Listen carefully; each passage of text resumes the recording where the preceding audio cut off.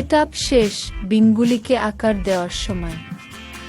এই অংশে আমরা বিন হুইপ চালানো ও পরিষ্কার করার কৌশল শিখব, যা আপনাকে বাল্ক ফ্লোতে দক্ষ করে তুলবে।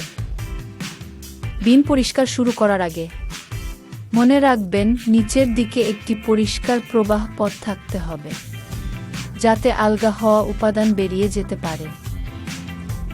বেশিরভাগ উপাদানের জন্য আমরা কমপক্ষে 12 ইঞ্চি ব্যাসের চ্যানেল রাখার পরামর্শ দিই। এছাড়াও বিন হুইপটি নিচ থেকে ঝুলে থাকা উপাদান সরাতে তৈরি, উপর থেকে নয়। এই কারণে আপনার পরিষ্কার প্রবাহ চ্যানেল রাখতে বা আটকে থাকা পণ্যে পথ তৈরি করতে নিউম্যাটের বিন ড্রিলের মতো সরঞ্জাম লাগতে পারে। আপনি অ্যাক্সেস হোলের কাছে অনেকক্ষণ থাকবেন, তাই এমনভাবে কাজ সাজান যাতে বিনের দিকে তাকিয়ে আরামে নিয়ন্ত্রণ ব্যবহার করতে পারেন।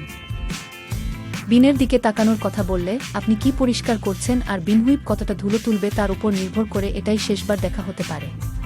আর বিন হুইপ কতটা ধুলো তোলে, এক মুহূর্ত নিয়ে বিনের ভেতরের দৃশ্য মনে আঁকুন আর ভাবুন কোথা থেকে শুরু করবেন আর কিভাবে জমে থাকা জিনিস সরাবেন।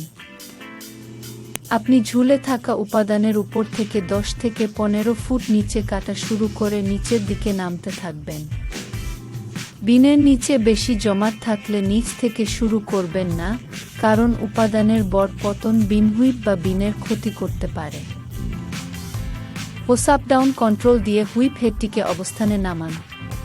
বুম আপ ডাউন নিয়ন্ত্রণ বা রোটেশন ড্যাচেট ক্র্যাঙ্ক ব্যবহার করে বুম অ্যাসেম্বলি এমনভাবে রাখুন যাতে হুইপ হেড ঝুলে থাকা উপাদানে এমনভাবে থাকে যে কাটার সময় তা উপাদানের মধ্যে ঢুকে যায়।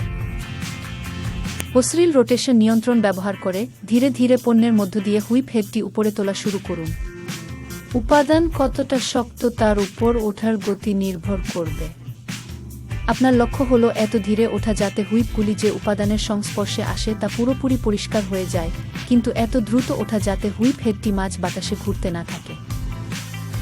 বুম ও হুইপ হেড বিনের মধ্যে এদিক ওদিক চালাবেন না, বরং বিনের দেওয়ালের দিকে যেতে যেতে পণ্যের একের পর এক সিলিন্ডার কেটে বের করার দিকে মনোযোগ দিন।